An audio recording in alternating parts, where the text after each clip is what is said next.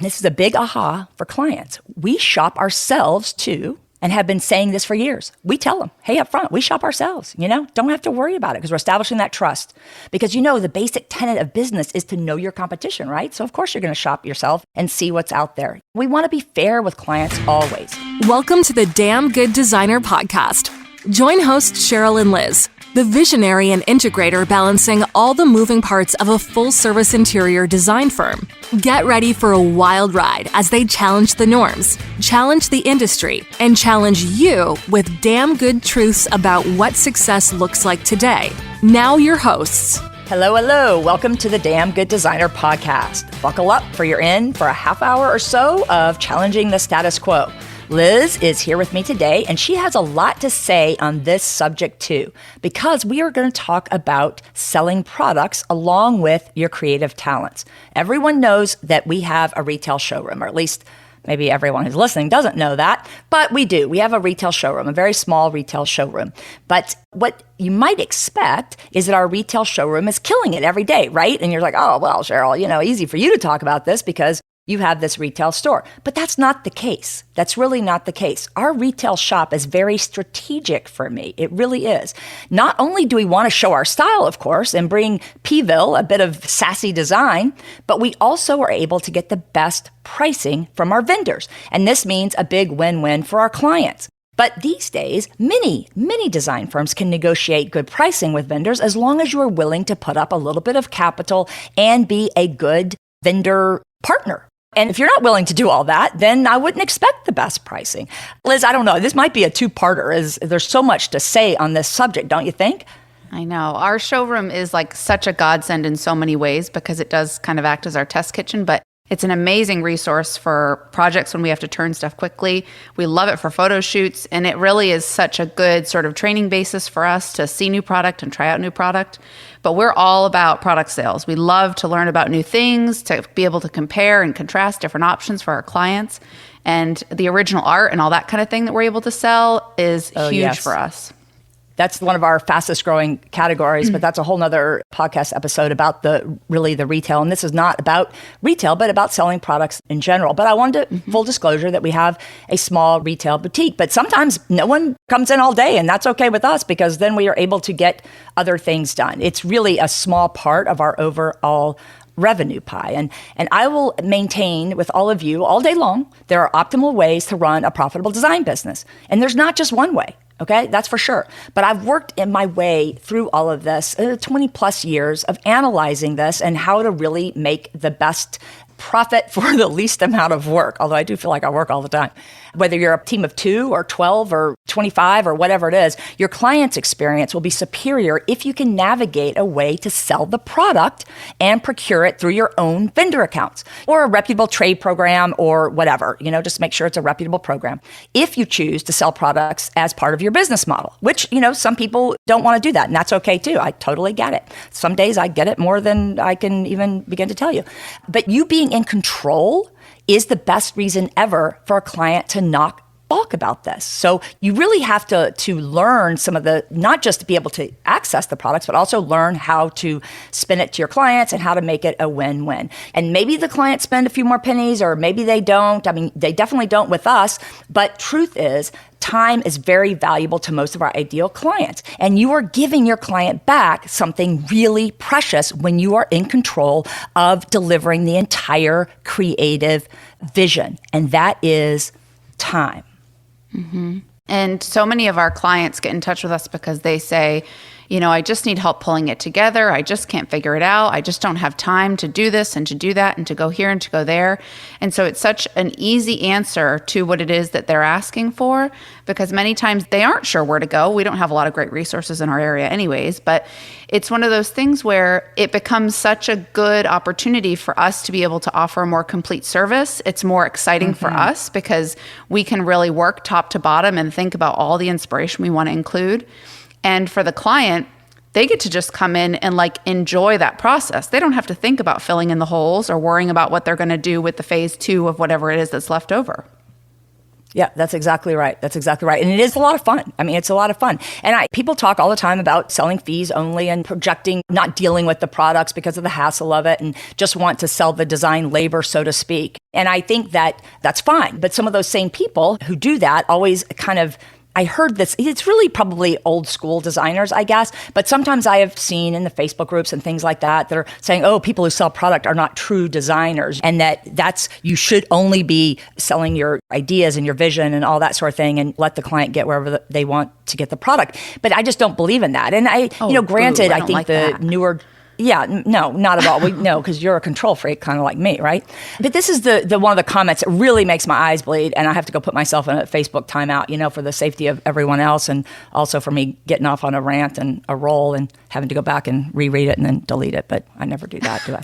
But if you decide this is the best business model for you to only sell your skills, that's fine. In fact, it's great. But don't be disparaging others who actually do this and saying it's not real design, because quite frankly, I think it's much, much better because you have that control. And hey, some days I feel like if I can make a boatload of money and support my team doing just that, it would make more sense. But that is really okay for maybe a solopreneur, or maybe you have one assistant, but it's not okay for a team the size of ours. I mean, it's just not reasonable. I mean, there's just not that many fees, out there.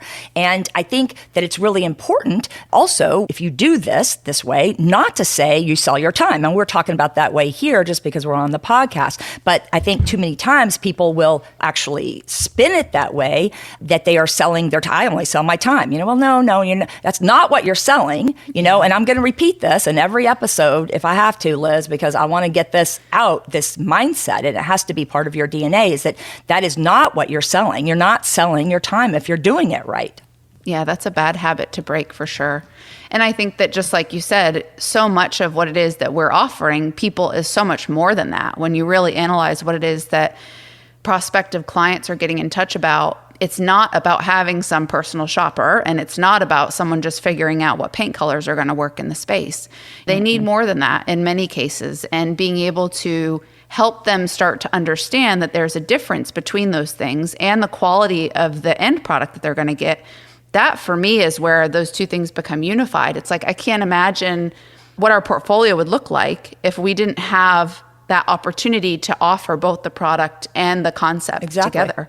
Yeah, we wouldn't have as many photographs on there, that's for dang sure. And again, I do understand that some people don't want the hassle of products, because lately, in the last few years, it has gotten to be a major hassle. It really has. But I'm talking right now to those people that really want more, or they want to scale their business. Because unless you live in a large metro and your name begins with a Kelly and ends with a Wursler, you are unlikely to have a team of more or 2 or 3 and cover overhead with just fees alone. I mean, this is just the reality of it. I'm a business person, folks. I really am. I know what I'm talking about with this. And I have a team. I've had a team for a long time. It's just not a possibility to be able to do that unless you're in a really large metro area and super in demand and all that kind of thing. But that's just not, that's not the most of us. And not to mention the fact that this is simply good business to sell the products you specify, because then you have more control over it, like we're talking about, and control over the project and control over the outcome. And as Liz just said, control over the photos when you get it done, because you are not having some client go rogue and getting something that really is not fitting in with the overall design. And here's the other thing about it. We pride ourselves on being very knowledgeable and knowing what we're talking about. This is important to me, and it's very important to my team. We spend an inordinate amount of time training. When we took them all to High Point last, we did training there with some of our vendors. I mean, this is something really important. So you provide more product knowledge when you're actually selling it, because that's the truth, okay? I mean, I've been a salesperson since, I don't know, since probably I came out of the womb in some way or another. And I'm telling you, when you know the product, okay, when you are specifying a particular product, you are going to learn it inside and out, upside down. You're going to know exactly what, specialty things that Vanguard can do, for example. And there are like 1,010,000 things that Vanguard can do. So you're going to know all that. If you're just sending your client off to a store to buy it, or you're just calling the store and ordering it or whatever, you're not going to know all that, because there's no motivation for you to do that. Let's just say the truth, because that's the truth. You're just not going to know as much about the products you specify if you're not selling them. To sell a product is to know that product, because that is the first thing you must do if for any sales at all, you have to know the product. So my mantra as a bona fide Class A salesperson is he who understands the products they are specifying, including your creative product, the creative product that you're delivering, inside and out, are the winners at the end of the day. Let me put a period on that one, Liz. Let's be honest, too, that when you think about kind of the dynamics out there in terms of what people have access to, one of the most sort of proud moments we can have as designers who actually operate out of an office as real people is that connection with the whole sales portion of it. You know, being able to provide that type of service is something that people are looking for. There are a lot of people who still are not on that bent of being online and ordering online and having a pile of 12 rugs in the basement that are all the wrong size and that smell weird because they can't quite figure out the right one to pick.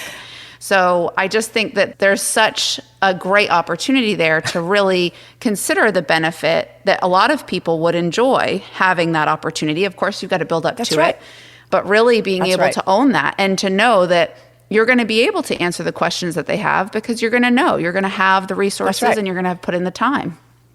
Yep, that's absolutely right. And I think that it's something that my ideal client, our ideal client for sure, wants us to handle that. And as long as they trust you and you build on that trust and you are focusing on that trust right from the get-go before they even know who you are, you're putting out there in the world things about your authority and your ability to be trusted, then you're not going to have a problem with this. Okay. But it's not for sissies. Okay. I'm just saying, sell product is not for sissies. You know, forget it if you don't have the ability to seduce customer service reps one day and stand over them wielding a whip the next day. And I think I've seen that with Miranda and Liz at any given time. That's the first thing that Liz really learned, how to do was to charm the customer service reps. And then also the very next day go, we ain't having that here. No.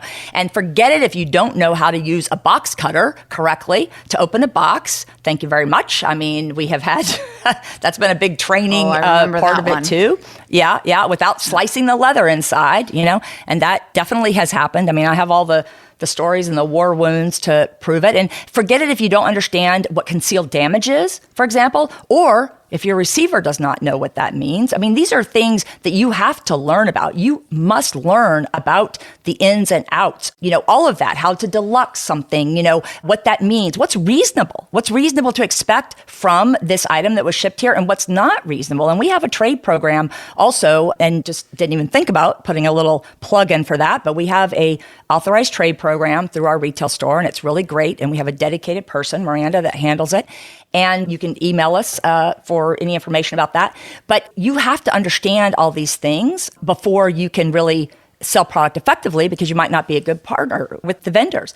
And forget about it too, if you want to be the retailer when the money's rolling in, you're going, yeah, this is great, but you want to duck and cover when a problem arises. There's one consistent thing here. There will be problems. There was problems before COVID. There was problems after. I mean, it has nothing to do with that. It just made it much worse. But there's always going to be issues, especially if you deal with the kind of volume that we have. The more you sell, it's great for your bank account, but it's also going to multiply the problems, right? And I really, again, get why some solo people don't want to do it. I am with you on that. But here is the thing. It is the fastest way to grow your income. And let's be honest, we all want a little bit of that. I think the other thing to keep in mind with this, and it is true, obviously, I remember some of the first hard lessons learned in terms of dealing with check-ins and freight carriers and all that type of thing was really this, the more orders that would come in, the more claims that we had. And I just was like, how is it that we're ever going to get out of this pile of RGAs? But you take that on when you decide that you are going to be responsible for your clients' projects in this way. Yeah, and absolutely. When you take on that margin, when you say, I'm going to offer this service, I'm going to sell this product, but some of it is going to come along with problems, with challenges, with trying to figure stuff out, with time that I have to spend dealing with claims. That's all part of it. And you have to just be willing to take ownership over it, but it's not something that is for the faint of heart. I mean, let's be honest. No, it really isn't. And you can't freak out about it. I think that I might mention here too, because I don't think I've ever mentioned this before, if you're a recurring podcast listener, that we actually are probably the only firm in all of America, maybe all over the world, that checks in our own merchandise. That's right. We have a little warehouse. We have a little warehouse on the property, but that's small for little things that I don't want getting lost. But our big warehouse is, down, 5 or 6 miles away. And we have, for 17 years, checked in our own products. Not Cheryl, because Cheryl likes to go and open the box and look at the pretty thing and go, oh my God, this is so pretty. I love this. Look at this fabric. Take a picture of it, kind of jazz up the client about it by sending it. And then I like to walk away.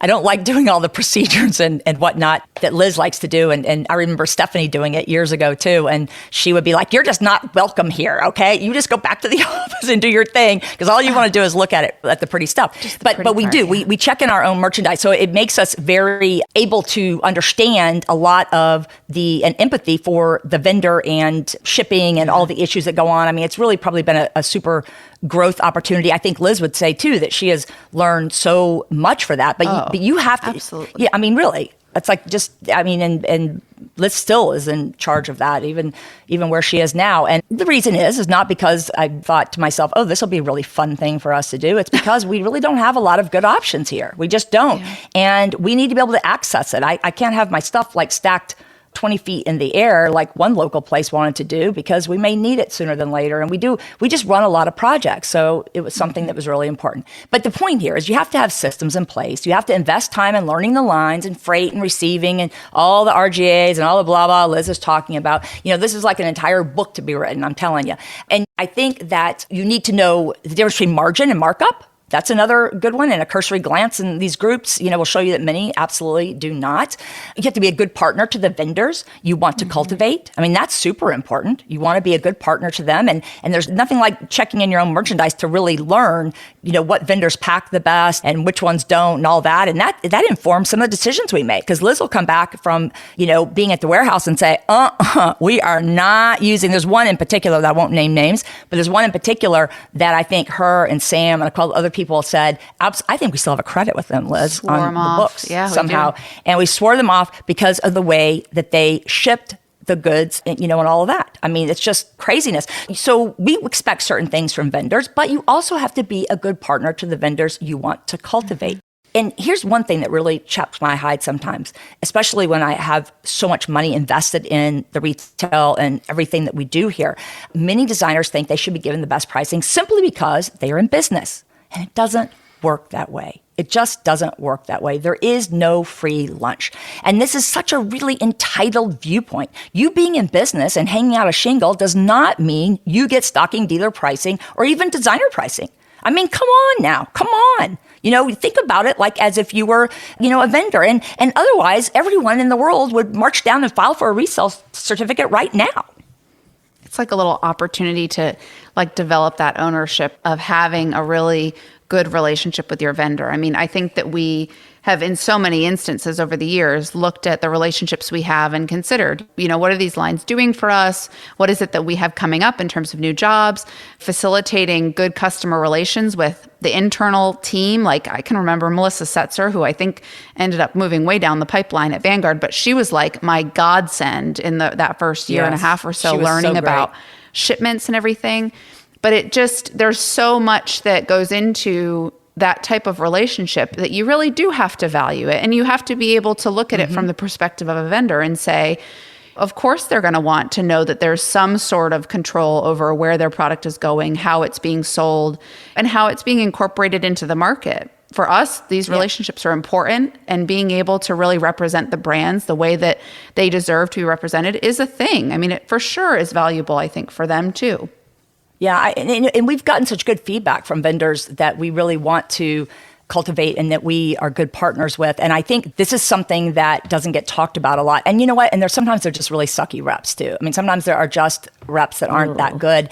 And the ones that don't even go there, Liz. Don't even go there. But it's the truth. There are reps that aren't very good. And sometimes Liz will pitch a fit about something and say, we're not going to sell that anymore because of this or that.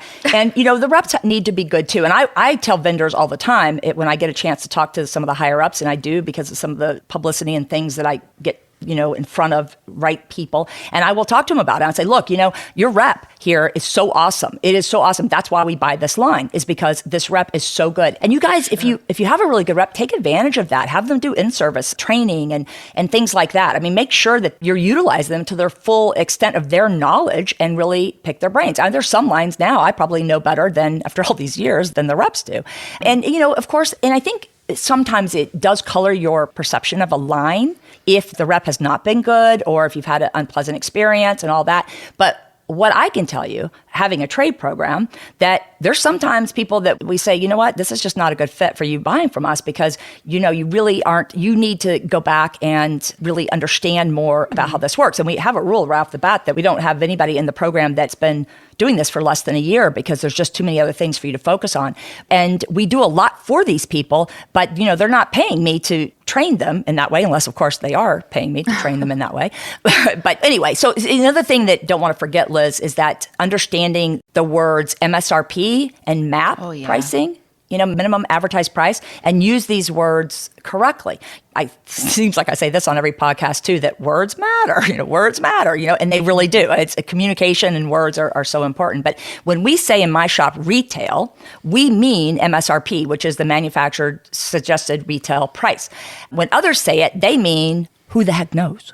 And this happens every single day in Facebook groups, every single day. I mean, all the time. People will say, well, we charge retail. When people say that to me, our pricing is retail to our clients. What the hell does that mean? Does it mean retail to what it is at Cheryl's place? Is it retail at, the place down the street? Is it retail, online? Is it retail for, what does it mean? What does that mean? So you have to really define these words, and no one really knows that. You have to have like a control term so that you have language that effectively communicates, especially when you have a team. And you can call it whatever you want, but you just want to be, or define retail however you want, but you want to be consistent in your verbiage, as the term retail means different things to different people. And that is just a very big deal. And defining it and how you mean it is super important. And, if you say MSRP, it can mess up your day when you have multiple people using the word differently and dealing with pricing on clients. And that's what we do here. There's nothing like having a team to make you get your, what together, right? And when we say that retail, it's going to mean as MSRP. Now, to some, they're saying retail or MSRP, and they're talking about MAP. Okay, they're not talking about the published price from the vendor, which most vendors have, not all. There's some that don't, but a lot of vendors have a book price or a published price or whatever it is that you want to call it, and that is termed as the MSRP. But the mere fact that some people don't have that and that everybody does things a little differently is the more important why you, as a design firm or a retailer or whatever, has to define that within your firm. Because a lot of people, when they say MSRP or they say retail, they mean MAP pricing, and that's something else that most vendors will publish and say that it can't be advertised anything lower than this online. Okay? And whatever you want is fine. Just be consistent with it. That's all I'm saying. And on top of that, let me just add, stop with the mark up verbiage. We mark up. No. Okay? Better optics, mark down from MSRP. Mark down. Much better. This is just an optics thing. This is positioning. It is just good sales strategy. Don't talk about mark up. Okay? Don't say that. Just don't say that. It just doesn't have a good vibe, even if you're saying that. We never say that to clients. We never even talk about that, or it doesn't even come into our lexicon. But I know for a lot of people, they do a cost plus type of situation. While I don't agree with that kind of a business model, I still think all of us could refrain from using that markup verbiage. You know what I'm talking about, Liz? I mean, we've talked about this a little bit, but not a whole lot. Yeah. I mean, I think with product sales, you sort of end up with this whole litany of different things that pop up. We have the dynamics of both the firm and the retail space. So of course, when we're talking and cross-pollinating all of the efforts that we have to be sure that we're very clear that the people who are talking to customers know exactly what they're talking about. And when we have clients calling in, we need to know that they're going to understand what really is this whole structure that you're about and how is it that this product comes into play. So the dynamics with the vendors, the dealing with the claims, the helping to sort of navigate best pricing and figuring out how you're going to make the investment go as far as it can with a project. These are all facets of being able to really create value to your clients in how it is that they're going to interact with you and what they're going to benefit when they're working with you.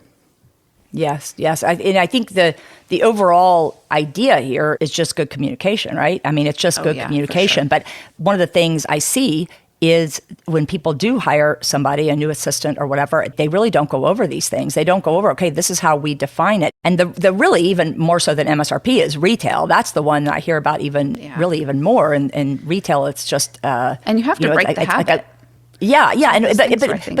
But I don't understand why people just don't think about that for a minute. Like, what do you think that my store and the store down the road and the store down the road and the store, in Tallahassee and the store in New Orleans or whatever, do you think that they all utilize the same retail, quote unquote, retail price? So what does that mean? We're all retailers. So that tells you that there's a differential in that. And so that's the important thing to take away from this, is that you really want to define the words however it means to you. We have a certain way of defining them here, and it's always that way. Like, client price is the price the client's going to pay. Shop price is the price that's on our floor. Map price is map price. That's what it is. And another thing, while I'm talking about this too, you don't need this funny math. Okay, so no splitting the discounts and all of that business. You need to dispense with that, send it to the trash, hit delete, whatever you need to do. Just get that right out of your mind, because that is a really not a good idea. And I don't advocate for that to anybody. I don't care where you are in your journey. I don't care, how long you've been doing it. I don't care about any of that. I don't advocate for anybody.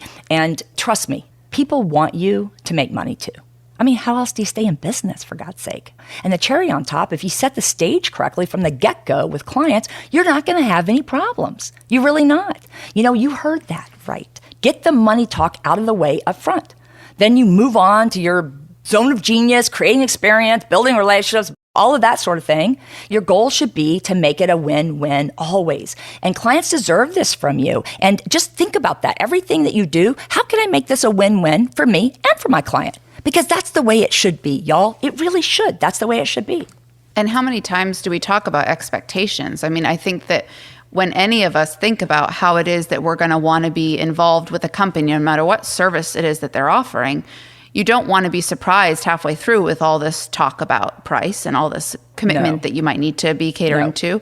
You really have to be able to hone in on that from the beginning, so that the person who's engaging with you understands very clearly what it is that they're getting involved in. We have so many people who reach back out to us. Cheryl has designers she's been working with for years, and there's so many instances where this happens, and it is such a gut punch, I'm sure, for them, because you think you're just moving along through a project and everything's going, smooth as butter. And then all of a sudden the invoices come out and people are surprised. I can't imagine. Cheryl would have me hung by my toes in the backyard if something like that happened. In the basement. Yeah. Just not a good thing. Not a good thing. No, so you really have to just get comfortable with it. You have to.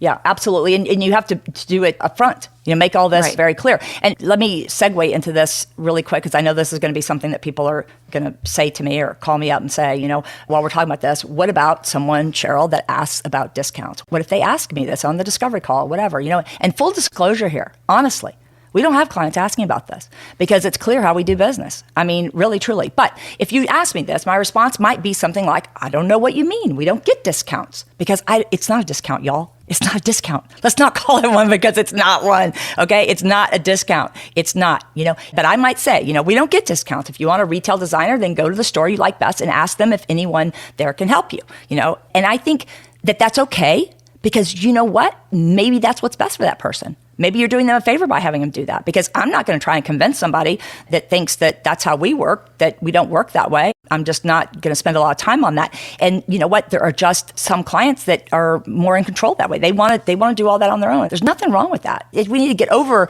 the idea of someone wanting to do that. If you can't sell them on how you do it and what the pluses and the benefits are to doing that, then let them go do what they need to do that's right for them. Or I might say something like, we don't work with other retailers. We are your retailer in the sense that we will procure the pieces we need to create the design.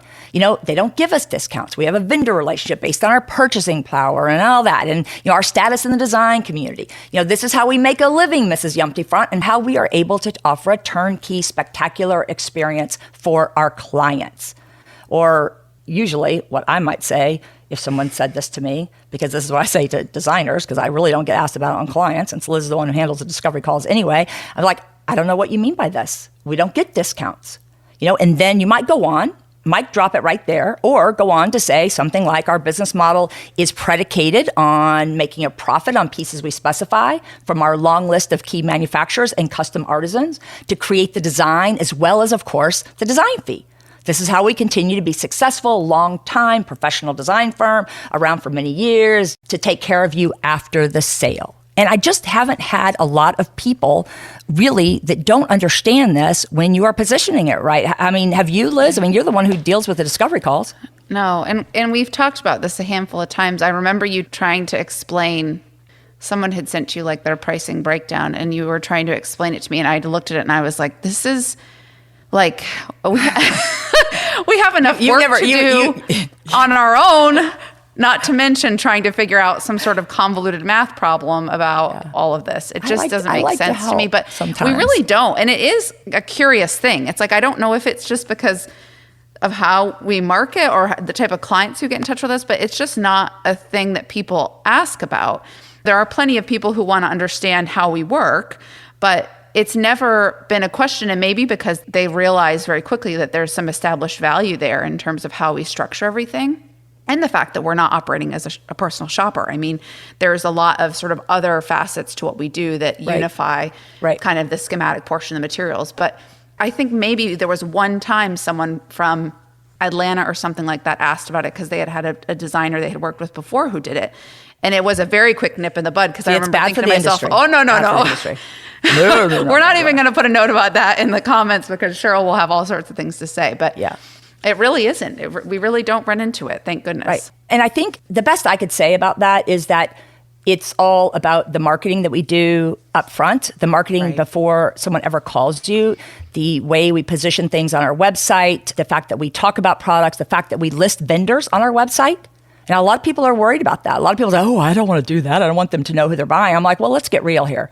Okay, now in my shop, I'm going to debrand everything I can, and then we rebrand sofas and things like that ourselves, unless it's a benefit to me and to the client or the customer to actually know who it is. But when it comes to clients, I mean, they're spending a lot of money with us. I'm not going to try and hide who we are dealing with. I don't go out of my way to send up a flare in the sky or something, but I'm not going to go out of my way to do that. But I think that and I just, like, this just popped into my mind, literally, that we do put it on our website, the list of vendors that we have, because we are borrowing authority from them. So this is what happens when you are cultivating, that authority and that expert in the room and all of that. You can oftentimes borrow authority from a third party. And that's really what the rationale is when you're doing this on your website. Now, if you are not buying enough volume to get the best pricing and things like that, then maybe you don't want to do that. But the idea is for you to do that and to associate with good vendors. But it's a curious thing because we really do not get that. But I am firmly believe, because positioning and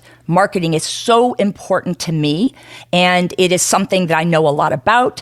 I did it for many years prior to getting into this field, and I study it like crazy. So I think it really is a lot of how you position your firm in the first place. And if people do, sometimes the easiest thing to do is if someone asks you about that sort of thing is just pull the card of like being confused.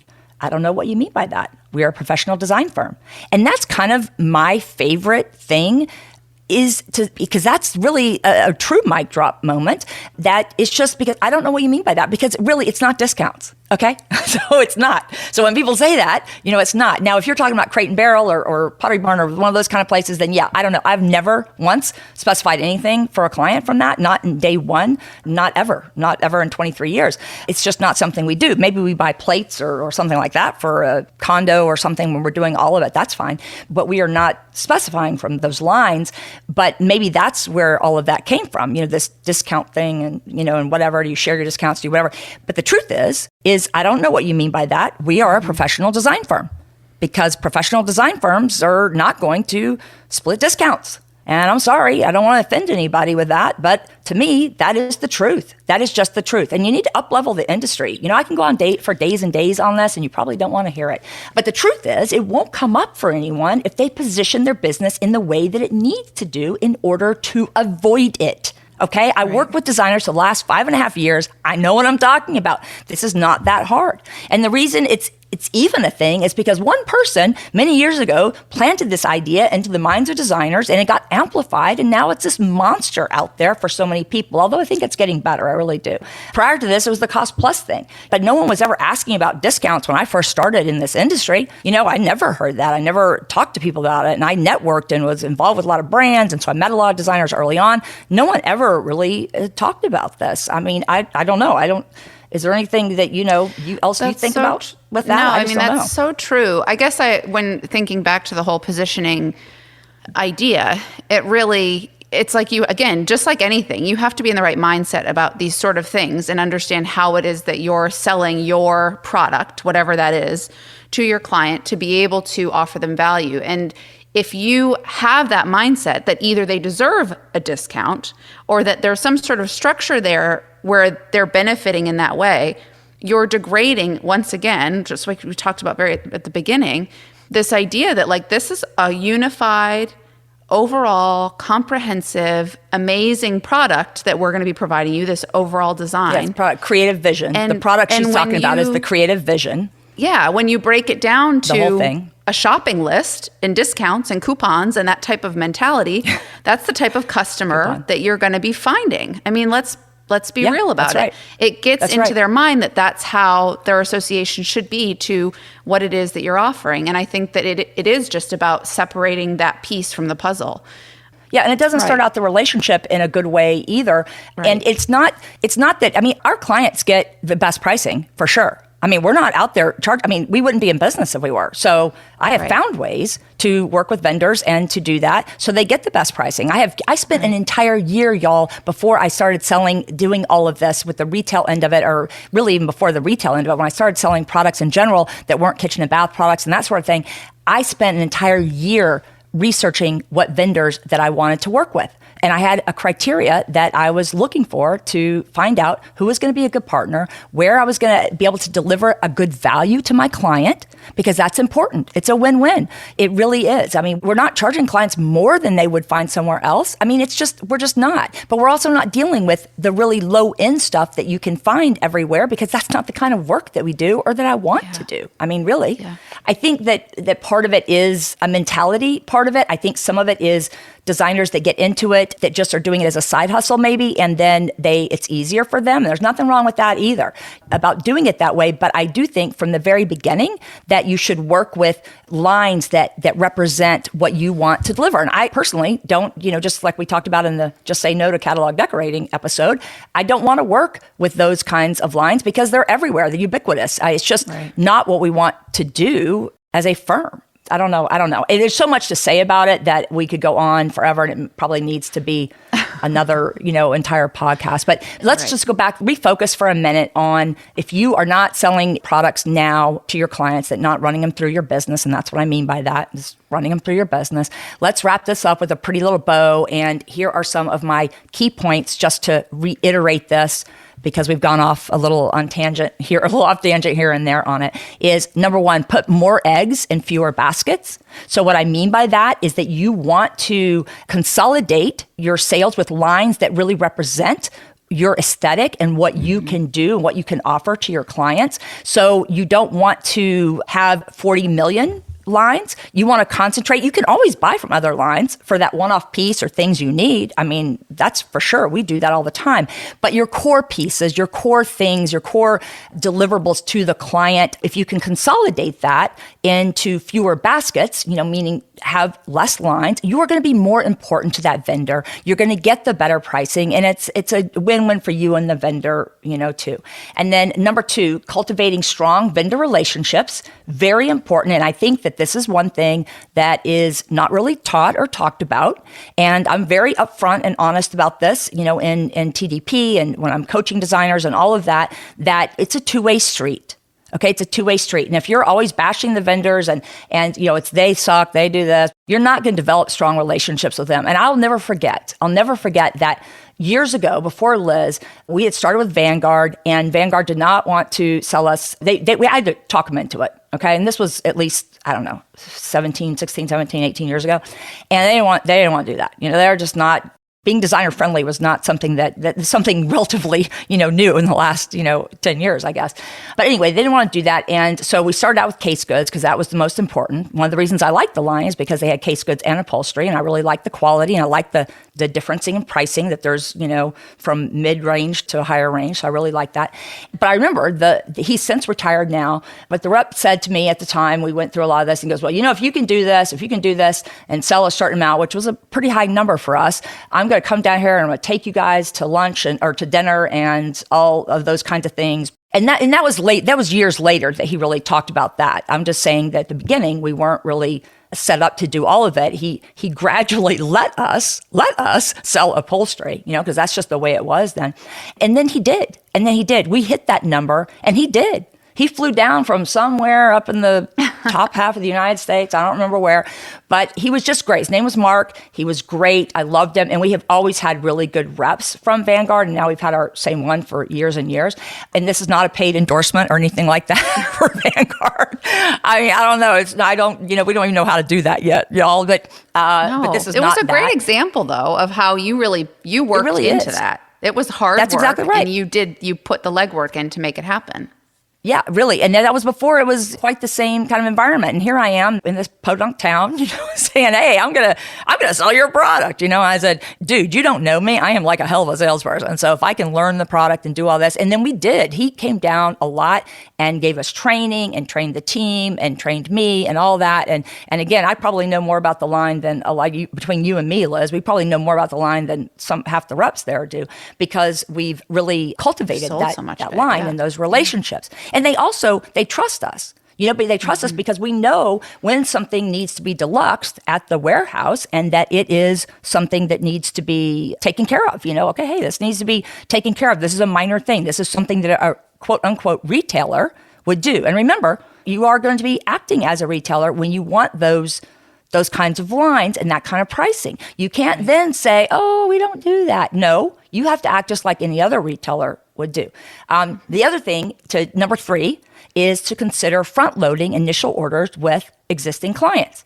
So if you have to have a big buy-in with a particular line, let's say it's $15,000 or whatever, if you have to do that, consider, on your scope of clients, the work that you have going on, think about how can I bundle some of this together to meet that opening order? What would make most sense for this? Or if you want to redecorate foyer or something at your house, think about that, or whatever the case may be. I do remember, Liz, one time we wanted to, I don't remember what line it was, but it was some line that we really wanted to open with. And Liz, we were at market and Liz was all excited about it. And she was like, yeah, we're going to do this line. And next thing I know, she's like, she's getting things for herself just so that we could open the line. I don't remember who that was, Liz. But my spotted dining chairs, my Dalmatian dining chairs, it was CR Lane. That's right. Yeah, that's right. It was CR Lane. And it was like, okay, we got to spend X amount to do this. I got 4 dining chairs. Yeah. And we end up, I love that day bed that they had. I know. It's okay, wait a minute. We're not promoting these people. They got to pay us or pay the thing or pay for the production or something if we're going to do all that. But it's the truth. So think about that. Number 3, to consider front loading the initial orders with existing clients or whatever. I mean, no one's going to care if it's your mom or whoever, just to be able to it's a strategy just to be able to get over that initial hump to doing it. And then, of course, you're going to have to maintain minimums throughout the year, but then you're going to be learning about the line. You're going to be able to sell it more. And I'm telling you guys, trust me when I say, trust me. Okay, trust me that when you are selling a line, when you are know a line, you can sell it. Okay. Then number 4, think about the dynamic of add-on sales. Because add-on sales, are great when you have lamps and all that kind of thing. And then, you set your pricing based on what your firm needs to make to be profitable. And then the price is the price, y'all. The price is the price. Okay, Liz, we're running out of time, so let's wrap it up before we get to our damn good truth. Anything else you need to say? No, I think that everyone, though, if you're not selling product, we're getting to the end of the year here. Take a good hard look at how you did this year and consider that this could be a huge, huge way to ramp things up. Plus, it's a lot of fun. I love product sales. I really, really do. I do too. And I love going to market and being able to do, I just love it. Okay, so here is our damn good truth. And this is a big aha for clients. We shop ourselves to and have been saying this for years. We tell them, hey, up front, we shop ourselves, don't have to worry about it because we're establishing that trust. Because the basic tenet of business is to know your competition, right? So of course you're going to shop yourself and see what's out there. We want to be fair with clients always. We rarely have issues with pricing. In fact, we never have issues with pricing. The price is the price. But why is this? Because we focus on the end product we are delivering, that being the creative vision that Liz was talking about earlier. And we are going to promote the personality, the skill, the experience we bring to the table. We're going to promote all of that. We're not going to be seen as personal shoppers ever. It's our own secret sauce, and you have to find yours too. Then you have to bottle it, and then you share it with the world in the best way you can with your marketing. And you don't need all the clients. You only need the clients that are right for you. Thank you guys for joining us again on our podcast. And we hope that you will share with us what you're thinking by leaving us a review or a rating. And if you want to give us an email or check out any of our other products, you can go to damngooddesigner.com and find everything there. And we really appreciate you being here. We really do. Thank you. Until next time, stay bold, stay inspired, and keep embracing your bag girl spirit. If you've enjoyed today's show, head over to join the community at damngooddesigner.com to continue the conversation and sign up for our newsletter. Hey everyone, if these conversations are leaving you hankering for more, the Design Paradigm will be open again soon for anyone interested. A great little end of the year spiff if you're looking to scale the growth of your firm and really dig in on revamping your processes and your approach to business. So come join us. We'd love to have you.